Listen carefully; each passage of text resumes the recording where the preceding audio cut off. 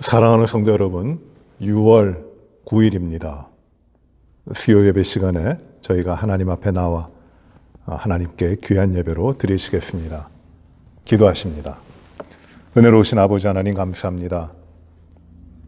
예배 후 3일간 저희들의 삶을 주님께서 지키시고 인도하시며 주님이 기뻐하시는 삶으로 나올 수 있도록 하여 주시고 어느 환경과 어떤 여건과 어떤 상황에 있든지 우리가 하나님의 자녀이며 하나님의 백성이므로 하나님의 인도하신 가운데 살아오도록 하시니 감사를 드립니다.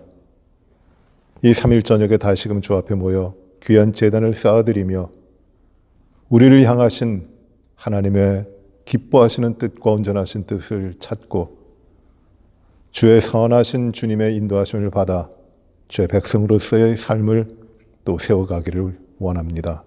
주여, 이 예배를 기쁘게 받으시고 우리 안에 주님을 향한 열정과 기쁨과 감사가 있게 하시며 주님의 뜻에 따라 주님의 구별된 백성으로 합당하게 살아가기에 부족함이 없도록 이 예배를 통하여 인도하여 주시옵소서. 모든 것을 주 앞에 의지합니다. 영광 받아 주시옵소서. 예수님 이름으로 기도하옵나이다. 아멘. 찬양을 같이 하십니다. 찬송가 366장 찬송을 같이 하십니다. 어두운 내 눈 밝히사 366장 찬양입니다. 오늘 주님 가르쳐 주신 기도의 두 번째 말씀입니다. 우리가 보실 하나님 말씀은 우리 주님이 가르쳐 주신 기도 마태복음 6장의 말씀입니다. 마태복음 6장 9절부터 13절까지 말씀입니다. 마태복음 6장 9절부터 13절의 말씀입니다. 그러므로 너희는 이렇게 기도하라. 하늘에 계신 우리 아버지여, 이름이 거룩히 여김을 받으시오며 나라가 임하시오며 뜻이 하늘에서 이루어진 것 같이 땅에서도 이루어지이다. 오늘 우리에게 일용할 양식을 주시옵고 우리가 우리에게 죄 지은 자를 사하여 준 것 같이 우리 죄를 사하여 주시옵고 우리를 시험에 들게 하지 마시옵고 다만 악에서 구하시옵소서. 나라와 권세와 영광이 아버지께 영원히 있사옵나이다. 아멘. 누가복음 11장 말씀을 보십니다. 누가복음 11장 1절부터 4절입니다.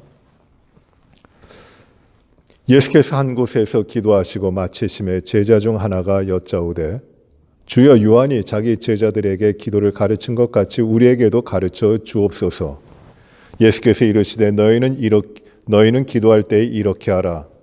아버지여, 이름이 거룩히 여김을 받으시오며 나라가 임하시오며 우리에게 날마다 일용할 양식을 주시옵고 우리가 우리에게 죄 지은 모든 사람을 용서하오니 우리 죄도 사하여 주시옵고 우리를 시험에 들게 하지 마시옵소서 하라. 아멘. 우리 주님이 가르쳐 주신 기도, 우리가 흔히 주 기도문이라고 하는 이 말씀을, 주님이 가르치신 기도를 우리 배우고 있습니다. 우리가 날마다 하는 기도고 가장 많이 하는 기도가 이 기도입니다.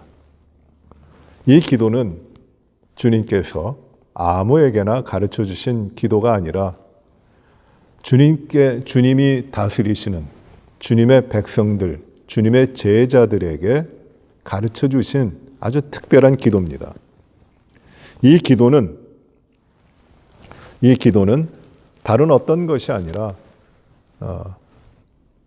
주 예수님께서, 그리스도께서 하나님의 나라의 복음을 선포해서 새롭게 창조하시고 구성하는 하나님의 나라 백성 공동체의 정체성을 결정하는 그런 기도입니다. 이 첫 번째 파워포인트에 이렇게 썼습니다. 주님이 가르쳐 주신 기도는 어떤 것인가? 그 기도는 이것입니다. 예수 그리스도께서 하나님의 나라의 복음을 선포해서 새롭게 창조하셔 구성하는 하나님 나라 백성 공동체의 정체성을 결정하는 주님의 기도입니다. 즉, 우리 주님이 다스리시고 우리 주님이 왕이 되시고 우리 주님의 나라 가운데 모여진 그 주님의 제자들, 그 가운데 이루어진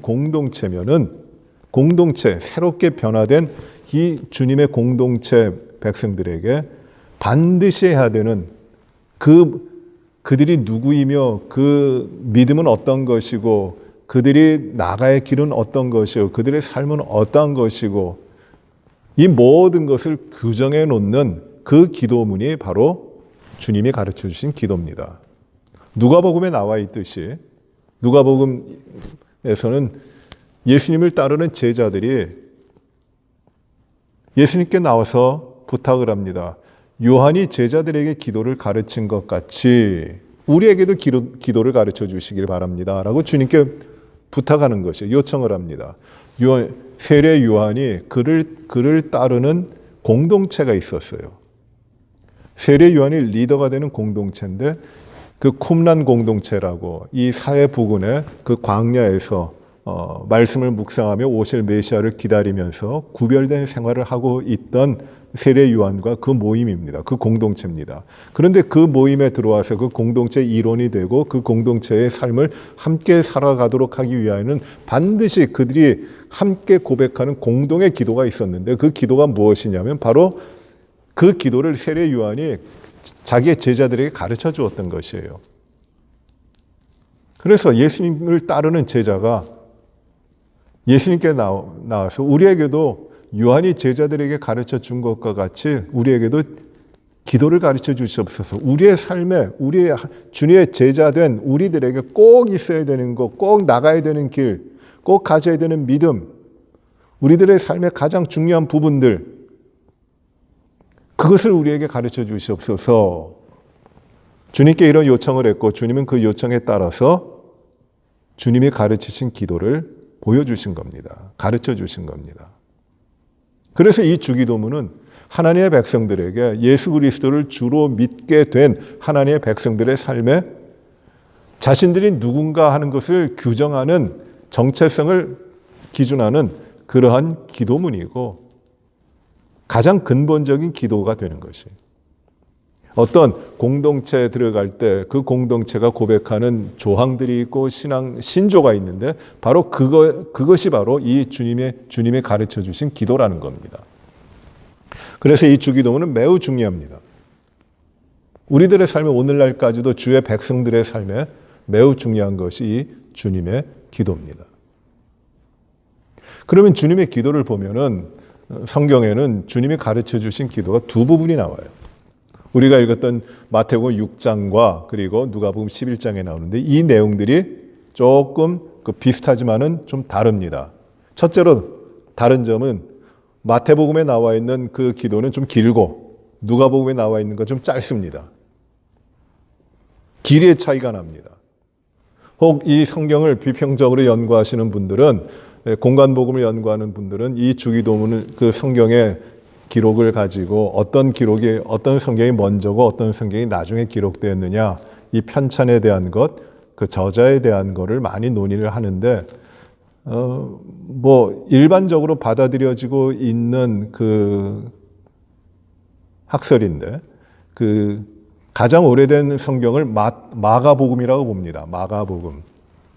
그리고 이 마가복음이 먼저 유통되다가 읽혀지다가 그것을 근거로 해서 이제 마태복음이 또 기록이 되고 그 다음에 누가복음이 기록됐는데 그러니까 이 마태복음과 누가복음은 마가복음이라고 하는 이 복음을 기초로 해가지고 그 자료를 가지고 기록한 것이에요. 물론 거기서도 그 기록하는 가운데도 하나님의 영감을 받아서 주님이 주시는 말씀을 쫓아 기록을 하는데 그 근거가 되는 것이 자료가 되는 것이 마가복음입니다. 그러면은 어떤 문제가 생기냐면 이 마가복음에 나타나 있는 자료들이 마태복음과 누가복음이 나타나야 되는데 이 마태복음과 누가복음에 보니까 마가복음에 있지 않은 기록들이 따로 있는 거예요. 마가복음에 없는 내용이 마태복음에 있고 또 마가복음에 없는 내용이 누가복음에 있습니다. 그런데 누가복음에도 또 마태복음에도 이 공통되질 않는 부분들이 있는 거예요. 그러면 이 문제가 어떻게 된 것인가? 그래서 웰하우젠 같은 학자는 어떤 이야기를 했냐면 이 문서설인데 마가복음과 비슷한 지금 우리에겐 밝혀지지 않았죠. 아이덴티파이된 문서는 아니지만 그 문서가 근원되는 문서가 있을 것이다 해가지고 그 문서를 Q 문서라고 했어요. 그래서 마가복음을 근거로 해요. 마태복음과 누가복음이 기록됐는데 그 또 다른 기록이 있어서 마태는 때로는 이 Q 문서를 의지하고 거기서 자료를 가져왔고 그렇게 해가지고 이 글을 종합을 합니다. Q, 이 Q 문서는 왜 Q라 그랬냐면 독일 말로 이 원천, 근원이라고 하는 말이 그벨레라고 하는 말인데 그벨, 원천이 되는 문서라는 것이에요. 그래서 그냥 쉽게 Q 문서 이렇게 Q 다큐멘트 이렇게 불렀습니다. 그런데 그것은 우리의 논외고 이 마태복음에 나와 있는 주님 가르쳐 주신 기도와 누가복음에 나와 있는 것이 좀 달라요. 어떻게 다른가? 한번 그 표를 한번 보시기 바랍니다. 그 다른 표, 어떻게 다르냐면 두 개의 주기도문이 있는데 어떻게 다르냐면 첫째로 마태복음과 누가복음의 주님 가르쳐 주신 기도에서 첫째로 다른 것은 부름이 다릅니다. 하나님을 부르는데 마태복음에서 부르는 것과 누가복음에서 부르는 게 달라요. 마태복음에서는 어떻게 부르냐면 하늘에 계신 우리 아버지여라고 부릅니다. 그런데 누가복음에서 아주 간략합니다. 아버지여, 아버지 이렇게 부릅니다. 단지 이렇게 부를 뿐이에요. 아버지여. 누가복음은 그렇고 그리고 마태복음은 하늘에 계신 우리 아버지요. 그래서 마태복음이 좀 길어요. 혹자는 또 이걸 이렇게 설명합니다. 이 마태복음과 누가복음의 기록에 있어서 좀 원초적인 것, 먼저 된 것은 누가복음일 것이다. 누가복음은 개별적으로 그 신앙을 고백하는 가운데 공동체에서 쓰여졌다면은 그것이 조금 발전해서 예전 같이 예배를 드리는 데 있어서 사용된 공동의 기도문이 무엇이냐면 이 마태복음에 나와 있는 기도일 것이다. 이렇게 이야기도 합니다. 또 이 하나님을 부름에 있어서 이 두 주기도문이 다를 뿐만 아니라 이 주기도문의 내용이 청혼하는 내용인데 하나님 앞에 간구하는 내용인데 이 간구를 가르쳐 주셨거든요. 그런데 마태복음에서는 6개의 간구가 나오고 누가복음에서는 5개의 간구가 나와요. 6개 또는 5개의 간구인데 이 간구하는 내용들을 대별해 보면은 당신을 향하여 하는 간구가 있고 당신 청원이라고 제가 이름 붙였어요. 하나님 앞에 하나님의 뜻이 이루어지기를 간구하는 하나님을 향한 간구가 있고 또 하나님이 아니라 이제 우리를 향한 간구가 있어요. 우리를 향한 기도 내용. 그것이 있는데 마태복음에서는 하나님을 향한 간구가 3가지가 나옵니다. 누가복음에는 2가지가 나와요. 그리고 우리를 향한 간구가 마태복음에도 3가지, 누가복음에도 3가지가 나옵니다. 그래서 두 주기도문에는 이 청원하는 내용이 6가지가 나오고 5가지가 나와요. 이 차이가 있습니다. 그 내용을 한번 보시죠. 청원하는 내용을 보시면은 당신을 향한 청구입니다. 하나님을 향한 청구가 이름이 거룩히 여김을 받으시오며 하나님 당신의 이름이 거룩하게 여김을 받기를 원합니다. 첫 번째 당신을 향한 청원이 나오고 두 번째는 하나님의 나라가 임하시오며 당신의 나라가 임하시오며 당신의 나라라고 나옵니다. 하나님의 나라에 대해서 이야기하고 있는 것이에요. 그 우리말 성경에서는 하나님이라든지 당신이라든지 그 나라의 소유가 불분명하게 나와 있는데 그냥 나라가 임하시오며 하는데 원문을 보시면은 이것은 분명히 하나님 당신이에요. 이격. 그러니까 2인칭으로 쓰고 있는 겁니다. 매우 중요한 의미인데 우리말 성경에는 번역이 빠져버렸어요. 당신의 나라가 임하시오며 라는 겁니다.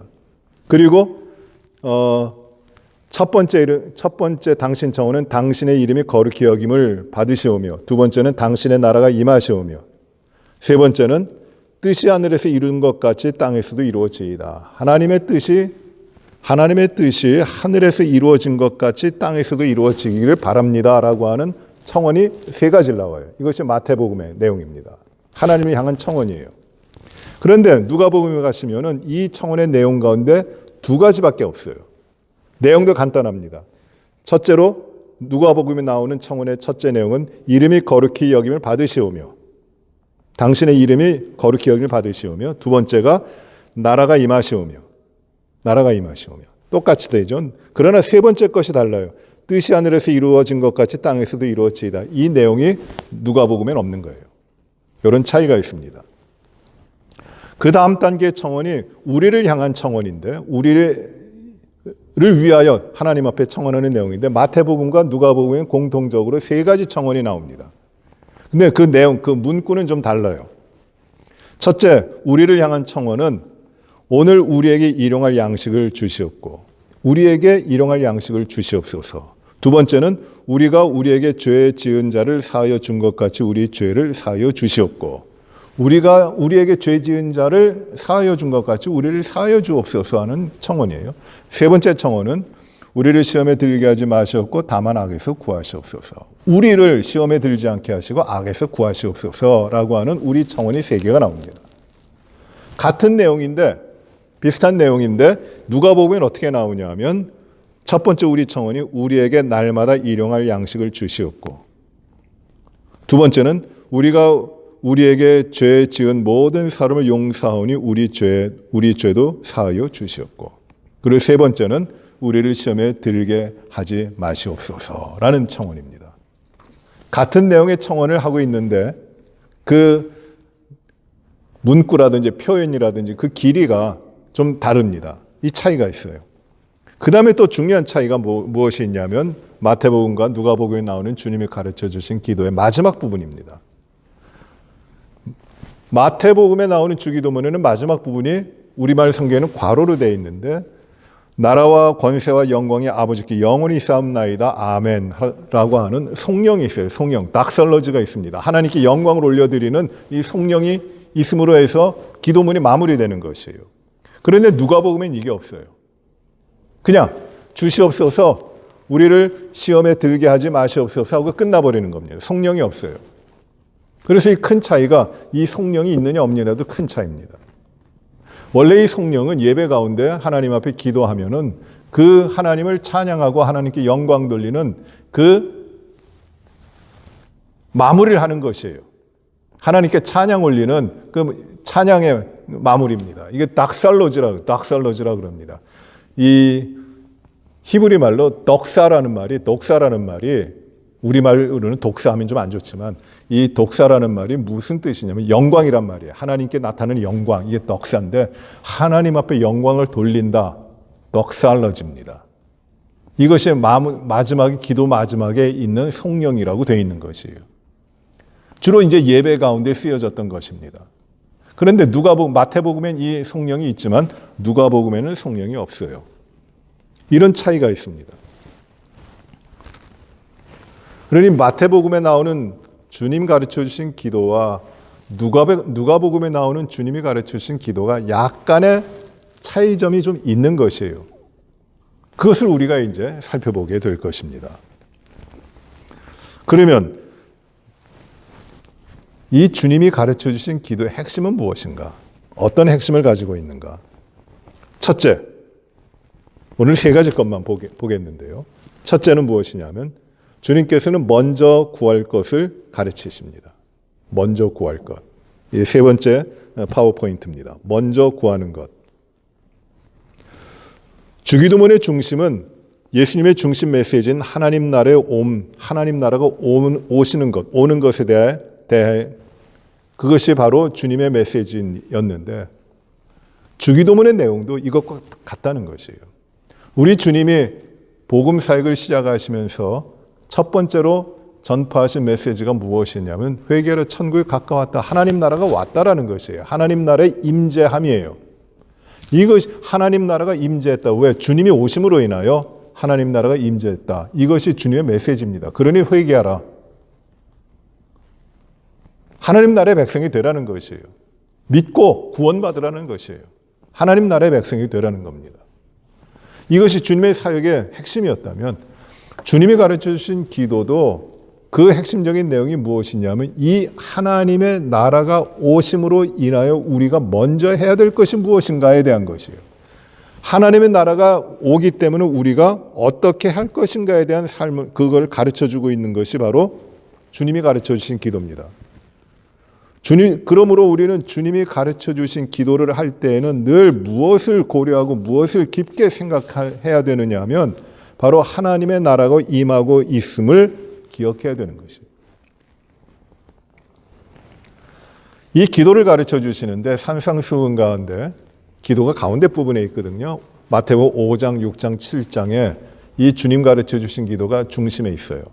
그리고 기도에 대한 가르침을 쭉 주시는데, 먼저 주님 가르쳐 주시는 기도 전에 이방인들의 기도, 바리새인들의 기도, 외식하는 기도를 말씀하시고 너희는 이렇게 기도하지 말라.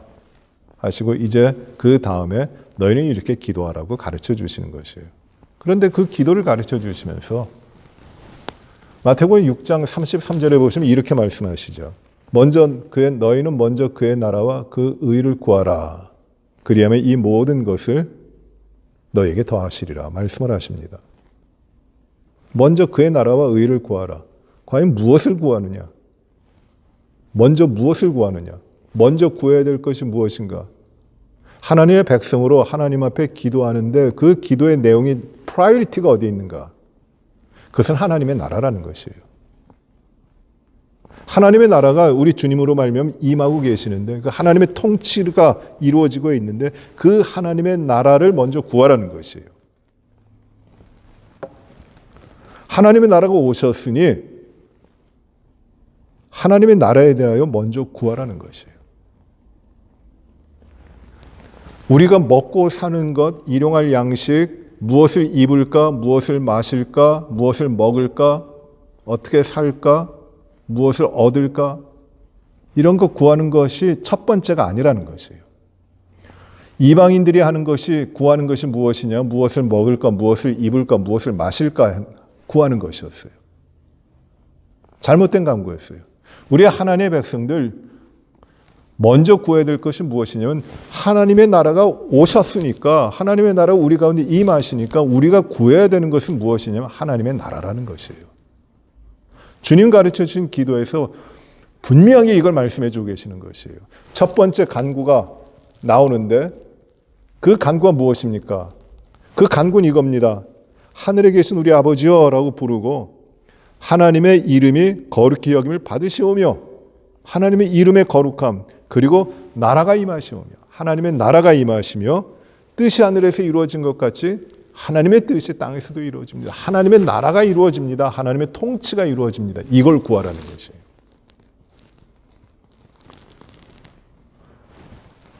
그리고 무엇을 먹느냐, 무엇을 마시느냐, 무엇을 입느냐 그것은 먼저 하나님의 나라를 구할 때 임재하신 하나님의 나라를 구하여 나갈 때 그 다른 것들은 하나님께서 더하여 주신다는 것이에요. 그것이 본질적인 간구가 아니다. 먹고 마시고 입고 사는 문제에 대한 것이 본질적인 하나님 앞에서의 기도가 아니라 가장 중요한 기도, 본질적인 기도는 어떤 것이냐면 우리 가운데 임하고 계신 예수 그리스도로 말미암아 임하고 계신 하나님의 나라라는 것이에요. 하나님의 나라, 하나님의 통치, 하나님이 우리와 함께 오신 것, 우리 가운데 들어오신 것, 그걸 구하라는 겁니다. 하나님의 나라가 오니까 하나님의 나라가 우리 가운데 임하고 계시니까 그 다음에 우리에게 주어지는 것이 무엇이냐면 하나님께서 우리에게 일용할 양식을 주시고 우리 죄를 용서하시고 또 우리를 시험에 들지 않고 악에 빠지지 않도록 우리를 지키신다는 하나님의 백성의 삶을 주신다는 것이에요. 그걸 간구로 표현하고 있는 겁니다. 그러니 가장 중요한 것은 무엇이냐면 중요한 것은 바로 하나님의 나라가 우리 주님으로 말미암아 우리 가운데 임하셨다. 그 임하심에 대한 하나님의 나라가 임하심에 대한 우리들의 삶을 하나님 앞에 간구하는 것이에요. 이것이 먼저 구할 것입니다. 다른 것이 아니었어요. 그런즉 너희는 먼저 그의 나라와 그의 의를 구하라. 그리하면 이 모든 것을 너희에게 더하시리라. 주님이 이렇게 말씀하시는 겁니다. 우리가 무엇을 구할까요? 주님이 가르쳐 주신 기도, 가장 핵심적인 하나님의 나라의 백성들의 삶은 무엇을 구하며 나가는 것일까요? 하나님의 나라를 구하는 것이에요. 예수 그리스도가 오심으로 인하여 이루어진 하나님의 나라, 우리 가운데 들어오신 하나님의 나라, 즉 하나님의 통치와 하나님의 지배와 하나님의 주권과 모든 것을 이루시는 하나님, 그 하나님에 대한 간구라는 것이에요. 내 뜻대로 하는 것이 아니라 하나님의 뜻대로. 내 생각과 내 주장이 아니라 하나님의 뜻대로. 그 기도를 지금 주님이 가르쳐 주고 계시는 것입니다. 이 주기도를 우리가 참 많이 하는데 우리 기도의 삶을 바르게 한다면 우리는 정말 우리 가운데 임하신 주님으로 인하여 이루어진 하나님의 나라를 철저하고 열심히 구해야 돼요. 주의 의, 하나님의 영광, 그리고 하나님의 통치, 이걸 구해 나가는 겁니다. 나 잘 살고 나 편안하고 나 잘 되고 하는 거 구하는 것은 그 다음 것이라는 것이에요. 하나님의 의를 구하고 하나님의 나라를 구하고 하나님의 통치를 구하면 다른 것들이 이루어진다는 것이에요. 그게 본질적인 것이 아니라는 것이에요. 핵심은 하나님의 나라, 하나님의 다스리심이라는 것이에요. 내가 하나님의 다스리심에 순종합니다. 하나님 나를 다스려 주시옵소서. 하나님의 지배와 하나님의 그 왕되심이 나의 삶에서 이루어지게 하시고 오직 하나님 한 분만으로 살게 하여 주시옵소서. 이 하나님의 나라와 하나님의 통치를 구하는 것이 첫째라는 것이에요. 그러니 우리의 기도의 방향이 진정으로 하나님의 나라를 구해야 되는 것이에요. 그래서 기도를 나 위주로 나를 위하여 내 것을 채우기 위하여 이기적으로 하는 기도는 주님이 가르쳐 주신 기도와는 맞지가 않아요. 이것이 첫 번째입니다. 먼저 구할 것. 그것이 무엇이냐? 하나님의 나라라는 것이에요. 두 번째 보십니다. 그러면 이 주기도문의 핵심적인 것이 무엇인가? 두 번째를 보시면은 분명하고도 간단한 청원의 기도입니다. 분명하고도 간단합니다. 아주 간단합니다. 주님께서는 마태복음 6장에 주님 가르쳐 주신 기도 이전에 잘못된 기도를 가르치시면서 6장 6절에서는 유대인들의 기도를 지적하십니다. 말씀하십니다. 그들 기도 열심히 했어요. 그들은 규칙적으로 기도했고 열심히 기도했고 많이 기도했습니다. 그런데 그들의 문제가 뭐냐면 겉으로만 기도하는 거, 외식적인 기도예요. 시장에서 기도하고 사람 보이는 데서 기도하고 합니다. 외식적인 기도가 많아요. 이게 바리새인들의 기도인데 그 잘못된 기도라는 것이에요. 너희는 그렇게 기도하지 말라고 말씀하십니다. 지난번 시간에도 말씀을 나눴지만 유대인들 기도 안 했나요? 참 열심히 기도했습니다. 아주 열심히 기도했어요. 하루에 3번씩 기도를 꼭 했습니다. 아침, 점심, 저녁에 했어요. 아침에 해 뜰 때 기도하고 점심에 쉼을 가지며 기도하고 저녁에 일몰 가운데 기도하고 그 의미가 다 있었습니다. 그런데 기도하는데 반드시 기도해야 되는 내용들이 있었어요. 카데시라고 하는 기도를 했는데 그 기도는 무엇이냐면 유대인들이 회당에 모여서 하나님 앞에 예배를 드릴 때마다 반드시 해야 되는 기도입니다. 이 카데시라는 기도예요. 그런데 이 기도에는 장황하게 이야기하고 있는데 하나님을 무엇이라고 부르냐면 그라고 부릅니다. 그는 누구시고 그는 무엇 하시고 그는 어떻게 하시고. 저 카디시 지난 시간에도 카디시라고 하는 유대인들의 공동 기도인데 그걸 읽어드렸지만 이런 기도예요. 이렇게 기도했어요. 우리말 번역입니다. 그분의 이름이 높여지고 거룩히 여겨지이다. 그분이 그분의 뜻에 따라 지으신 세상 안에서 그분 자신의 나라 다스리시게 하시길 너희들의 생애 그리고 너희들의 날들에 그리고 이스라엘 집안 전체의 생애에 신속히 그리고 조만간 그분의 위대한 이름이 영원에서 영원까지 찬양되게 하소서. 이에 대하여 말하라. 아멘 하는 것이 이 카데시라는 기도예요. 유대인들을 모여서 집회를 가지고 그 예배를 드리면은 그들의 예배를 드리면 반드시 이 기도를 했습니다. 이 기도는 길게 한 내용에 대해서 길게 되어 있지만은 그 하나님에 대하여 기도의 대상이 되시는 하나님에 대해 그분은 합니다. 그런데 우리 주님이 기도를 가르쳐 주시면서 아주 간략하게 하나님을 부르는데 하나님 하늘에 계신 우리 아버지요. 당신은 그가 아니에요. 당신은 나의 아버지이십니다. 전능하신 하늘에 계신 나의 아버지이십니다. 이렇게 간략하게 명쾌하게 주님을 고백하고 있는 것이에요. 또 유대인들이 열심히 기도 생활하면서 하루에 3번씩 반드시 기도를 하는데 그때에 하루에 3번씩 기도할 때 그 기도 때마다 반드시 해야 되는 기도문이 있었어요. 이 기도문을 18번 축복이라고도 하고 세모네 에스레, 세모네 에스레라고도 합니다. 18개를 기도하는 것이에요. 그런데 이 기도 18개를 보면은 원래 이 18번 축복의 기도는 서서 기도한다는 뜻입니다. 서서 기도하는 거. 앉아서 기도하는 게 아니라 서서 기도한다고 하는 것인데, 주님 오시기 전 5세기부터 계속해서 그 유대인들이 날마다 했던 전통적인 기도문입니다. 오늘날도 하고 있습니다. 오늘날은 18개 중에 하나가 더 추가됐다 그래요. 19개를 한다고 합니다.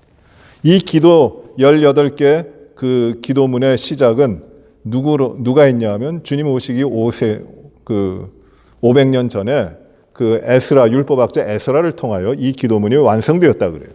그래서 날마다 합니다. 이 기도를 하기 전에 18개 기도, 축복의 기도문을 하기 전에 반드시 시작하는 그 문구가 뭐냐면 시편 51편 15절에 나와 있는 말씀이에요.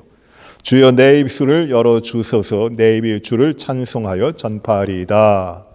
이 시편 51편 15절에 나오는 다윗의 시를 인용을 하고 그것을 고백하고 이제 18개 하나하나를 조목조목 기도하는 겁니다. 암송하여 기도하는 거예요. 유대인들이 새벽에도 이 기파를 쓰고 이 두건을 두르면서 열심히 기도를 합니다. 통곡의 벽에서도 기도하고 하는데 이 토라를 펴기도 하고 기도문을 펴기도 하면서 기도를 합니다. 그때 하던 기도가 바로 이거예요. 오늘날도 하고 있는 기도가 바로 이겁니다. 그런데 그 기도를 보면은 첫째는 조상의 하나님을 찬양하고, 둘째는 하나님의 능력과 힘을 찬양하고, 셋째는 여호와의 성호를 찬양하고, 그리고 넷째는 우리에게 명철과 지혜를 주실 것을 간구하고, 다섯째는 토라를 지키는 믿음의 삶으로 회개할 수 있도록 기도하고, 이렇게 쭉 기도를 합니다. 그런데 먼저 이 18개 이 유대인들의 기도문은 복잡하고 길어요.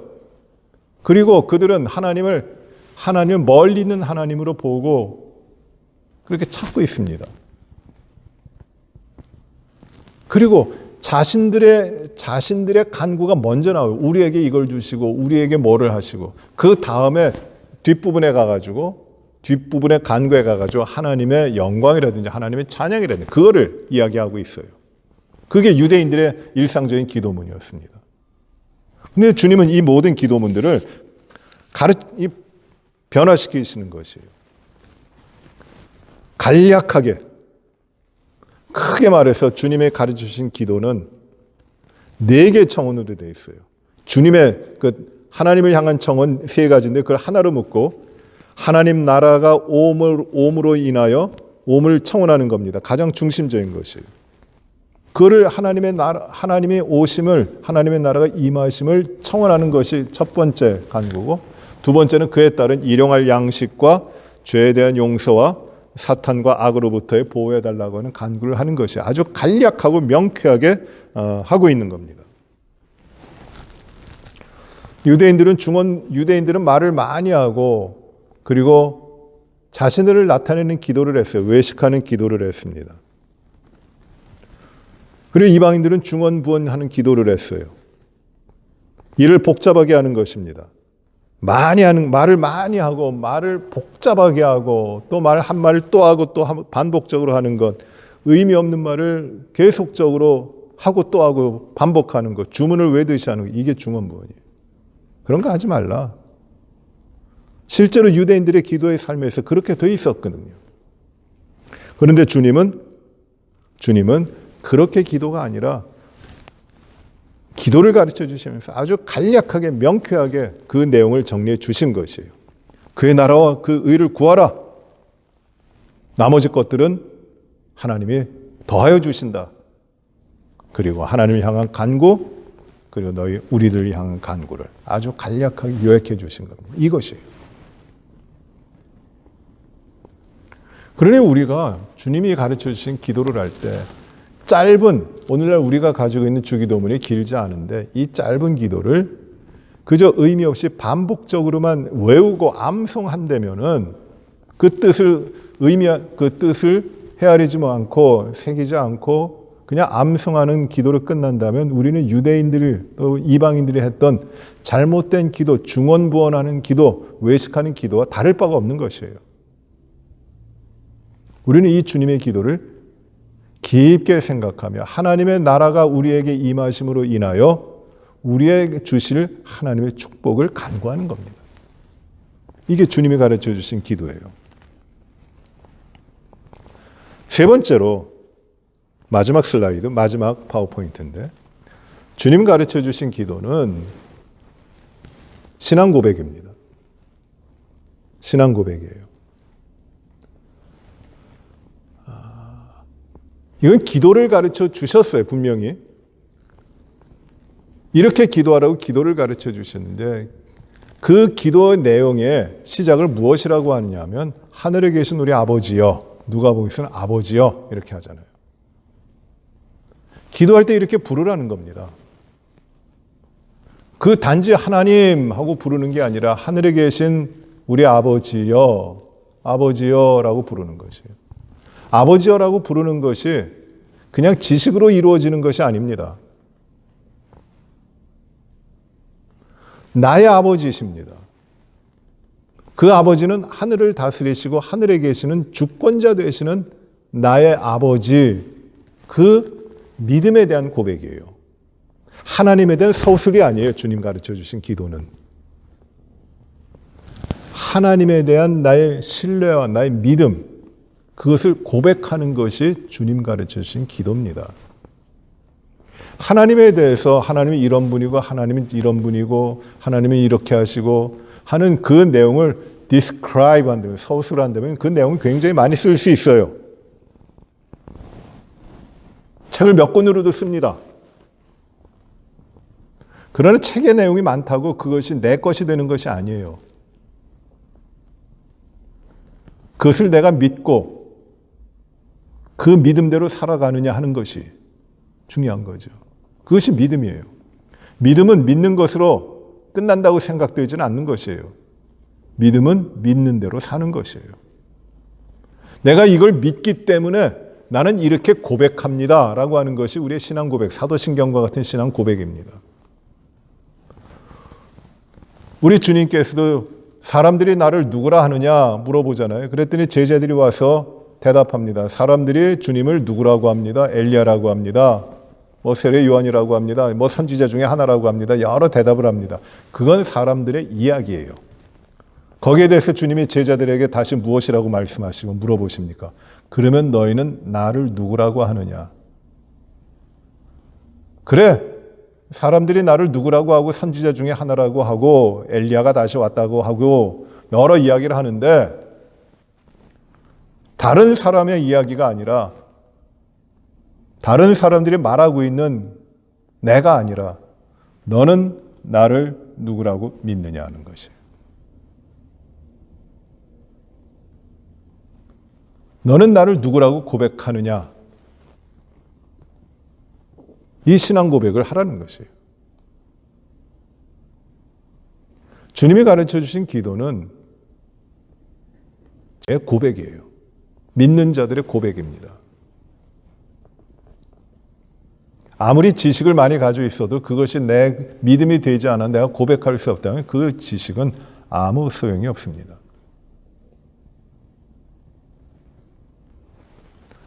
우리 노회에, 우리 교단 노회에 이제 목사로 가입하기 위하여는 시험도 봐야 되고 여러 가지가 있는데 그 중에 중요한 것이 신앙 고백을 해야 됩니다.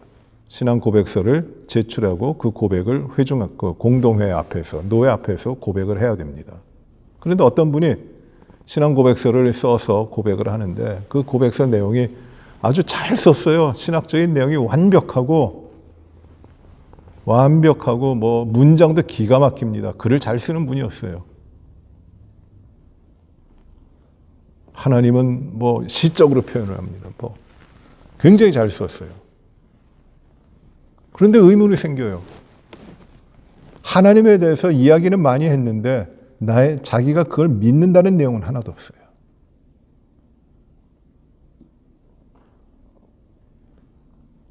그래서 질문했습니다. 참 좋은데 당신이 고백하는 하나님은 어떤 분이십니까? 예수 그리스도가 누구라고 믿고 계십니까? 당신의 고백은 무엇입니까?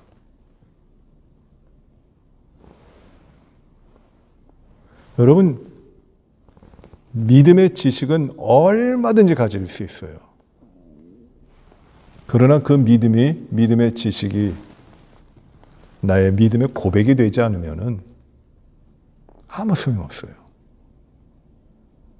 지식은 단지 사람을 우쭐하게 만듭니다. 사람을 높여 우쭐하게 만듭니다.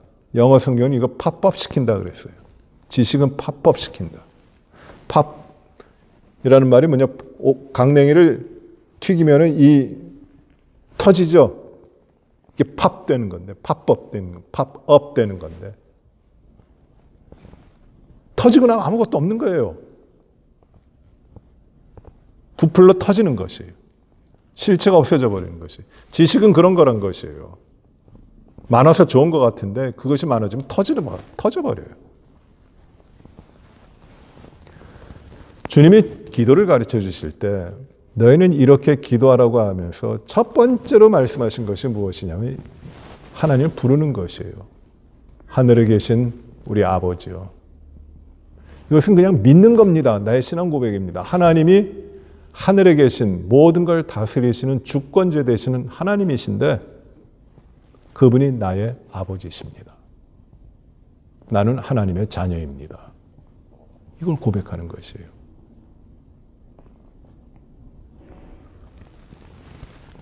여러분, 하나님이 나의 아버지시고 내가 하나님의 자녀이면은 뭐가 문제예요? 문제될 게 뭐가 있어요? 고민될 게 뭐가 있어요? 천지를 창조하신 하나님, 전능하신 하나님이 내 아버지면, 내가 그 믿음을 가지고 있으면, 하나님이 나의 삶을 주관하시고 모든 걸 인도하시고 모든 걸 다스리시는 그 전능하신 만왕의 만주의 왕이신 하나님이 나의 아버지시라면, 내가 그것을 믿고 하나님을 내 아버지로 고백한다면 뭐가 두렵고 뭐가 무섭고 뭐가 부족하겠어요? 하나님을 나의 아버지라고 고백하는 이 믿음보다 더 위대한 믿음이 어디 있어요? 이거 대단한 믿음이에요. 이 믿음을 고백하는 겁니다. 너희는 이렇게 기도하라. 하늘에 계신 우리 아버지요. 놀라운 믿음이에요. 유대인들에게는 이 믿음이 없었어요. 그냥 격식에 맞게 그냥 그분은 누구시다. 그분은 누구시다. 서술하고 있어요. 하나님에 대해서. 그러나 그 하나님은 그런 분이 아니라고. 우리 주님이 기도를 가르쳐 주시면서 우리에게 하늘에 계신 우리 아버지여 우리의 믿음을 보이고 계시는 것이에요. 하나님은 멀리 있는 그분이 아닙니다. 하나님은 우리와 함께 하시는 당신입니다. 유입니다. 마틴 부버라고 하는 유대인 철학자인데 독일계 철학자예요. 그가 이제 당신과 나라고 하는 책을 썼죠. 굉장히 유명했던 책입니다. 거기에는 사람의 관계를 이렇게 정의합니다. 대물적인 관계. I and it의 관계예요. 나와 그것. 이거는 물건과 사람이 물건을 대하는 사용의 목적과 그리고 그 효용 가치에 대한 것으로 관계가 형성이 되는 겁니다. I, it. 이 관계. 나와 그것의 관계예요. 대물적인 관계입니다. 사람은 어떤 관계를 맺느냐면 사람은 사람과 사람이 맺는 겁니다. I and I의 관계예요. I and I. 나라고 하는 I와 또 다른 I가 관계를 맺는 겁니다. 이게 대인 관계예요. 대물 관계, I and it의 관계랑은 다른 겁니다. 서로가 존중해야 되고 서로가 격려해야 되고 인정해야 되고 하는 관계예요. 사람과 일어나는 관계입니다. I and I의 관계예요. 그런데 이 마틴 부버는 거기에 관계가 그치는 것이 아니라 더 특별한 관계가 있다라고 말합니다. 그 관계가 무엇이냐면 I and you의 관계예요. 나와 당신의 관계입니다. 사람들 가운데 다 내가 알고 있고 내가 만나고 교제하는 모든 사람들 가운데서도 사람과 사람의 관계를 넘어선 나와 당신의 관계가 이루어지는 것이야. I and you의 관계.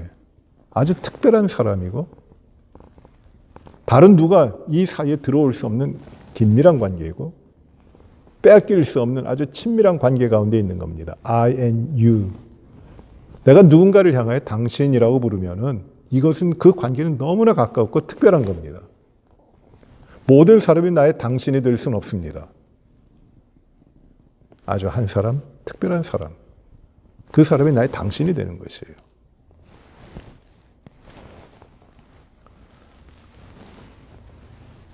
이 특별한 당신이 누굽니까? 이 당신과 나의 관계가 있기 때문에 우리말에서 당신 하면은 좀 안 좋은 말로 들리는데 삿대질하며 싸울 때 당신하고 말하는데 원래 당신이라는 말은 특별한 관계예요. 바로 너, 바로 이 사람입니다 라고 하는 뜻입니다. 당신.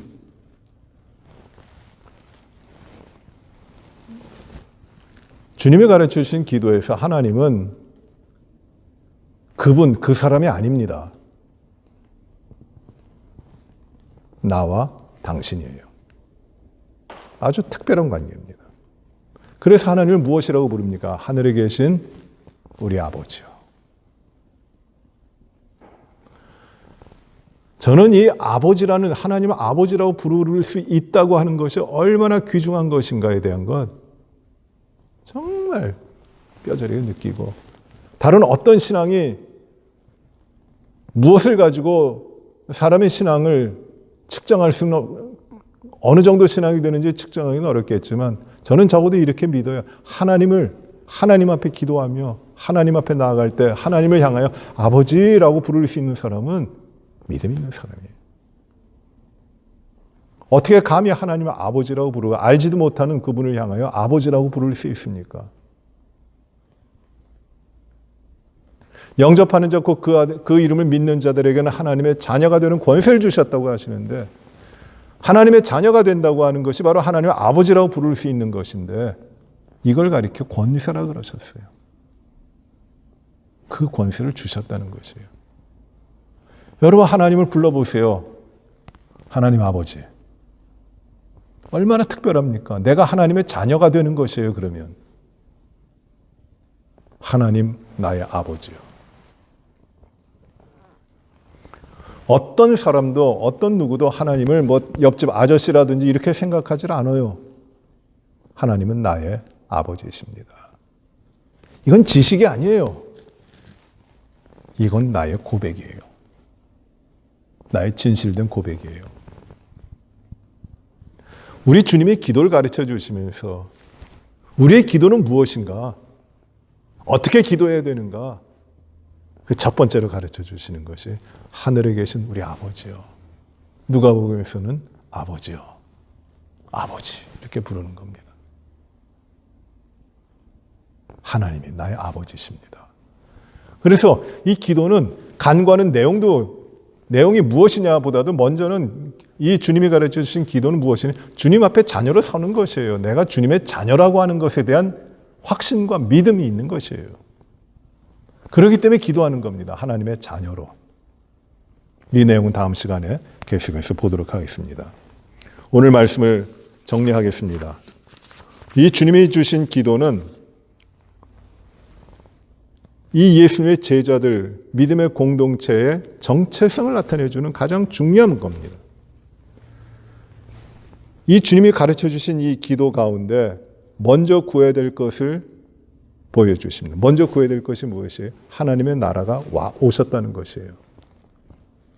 이것이 먼저다. 이걸 구하라는 것이에요. 두 번째는 무엇입니까?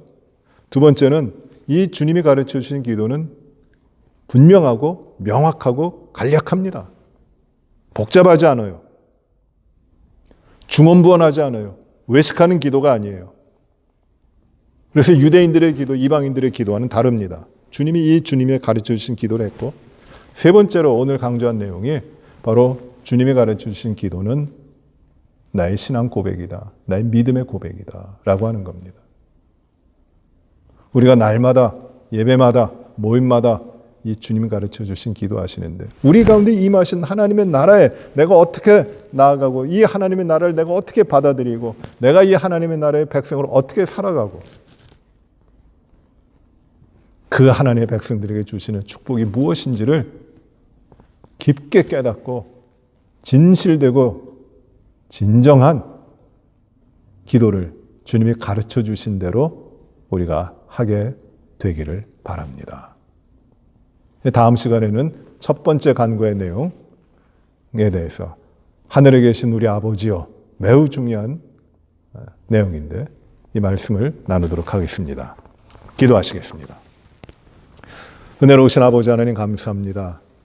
주님이 기도를 가르쳐 주시며 너희는 이렇게 기도하라고 하시고 복잡하게 말을 많이 하는 남들에게 보이기 위한 기도가 아니라 진실로 하나님을 믿으며 하나님을 아버지라고 고백하며 자식이 아버지 하나님 앞에 나아가는 그 담대함을 가지고 하나님 앞에 하늘에 계신 하나님 아버지여 부르며 기도할 수 있도록 저희를 가르쳐 주시니 감사를 드립니다.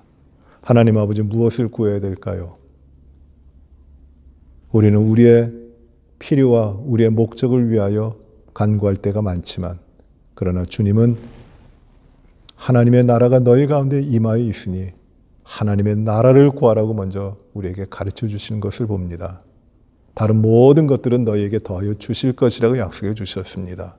주님을 구하게 하여 주시옵소서. 주님, 우리가 날마다 드리는 이 주님이 가르쳐 주신 기도지만 뜻없이 드리지 않게 하시고 그 내용을 깊이 묵상하며 깨닫고 주님의 기뻐하시는 대로 간곡히 하시는 기도가 날마다 우리들의 삶에 이루어지도록 주여 축복하여 주시고 인도하여 주옵소서. 믿음 가운데 굳건히 서게 하시고 하나님의 나라 가운데 생활하도록 저희를 이끌어 주시며 모든 환난과 시험과 모든 이 원수들의 핍박과 그리고 억압 가운데도 믿음을 지키며 하나님의 백성으로 구별되어 나아가도록 저희의 모든 삶을 인도하여 주옵소서. 모든 영광을 온전히 하나님 앞에 올려드리며 예수님 이름으로 기도하옵나이다. 아멘.